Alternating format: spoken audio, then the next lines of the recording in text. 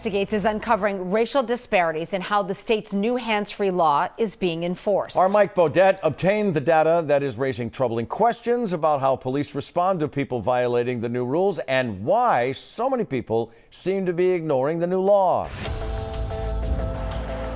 Behind the wheel, on the phone, driving, and texting. We still see it all the time in Massachusetts, despite the new hands-free law that went into effect a year ago, requiring drivers to put down their phones and only use hands-free technology.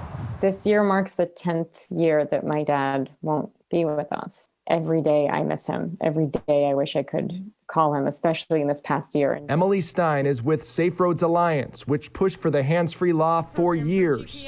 Her father was killed by a distracted driver. The law was held up on Beacon Hill over a debate about whether data about who's being stopped should be collected. Data collection was included in the new law. We're not seeing the numbers get better. So it's just that reminder that, you know, every crash has a personal story. 5 Investigates and Northeastern University's School of Journalism obtained the data from the Massachusetts Department of Transportation about who's being stopped under the new law and what's happening to them.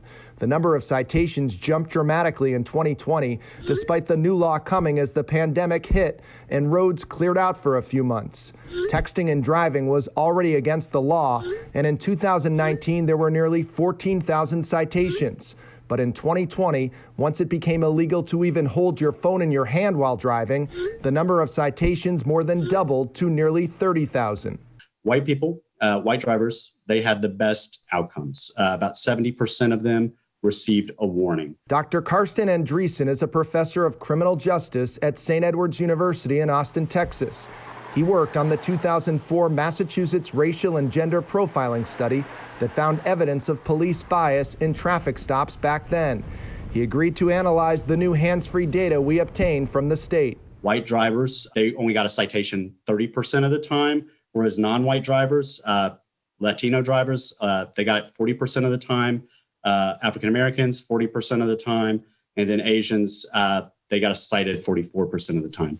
If you're white, you're more likely to get a break? Right, exactly. Well, I mean, I just think of it as white privilege. My reaction is disappointment, but it's certainly not shock or surprise. This was the very reason why we advocated for the law to require police officers to collect data. Rasan Hall is director of the Racial Justice Program at the American Civil Liberties Union of Massachusetts, which would like this data collected and analyzed by the state for all traffic stops. Do you think this will be eye-opening to law enforcement? I don't know if it will be eye-opening to law enforcement because my sense is they know what they're doing and they've always known what they're doing. And this is part of the reason that they fought so hard to limit this type of data collection and, more importantly, data reporting. Professor Andreessen says this is invaluable data for Massachusetts that should be a starting point for further analysis. But his 2004 report also raised red flags. I am surprised that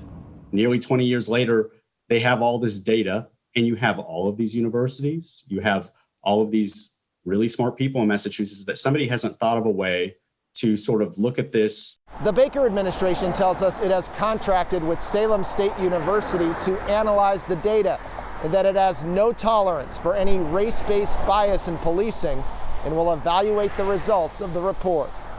Mike Beaudet, 5 Investigates.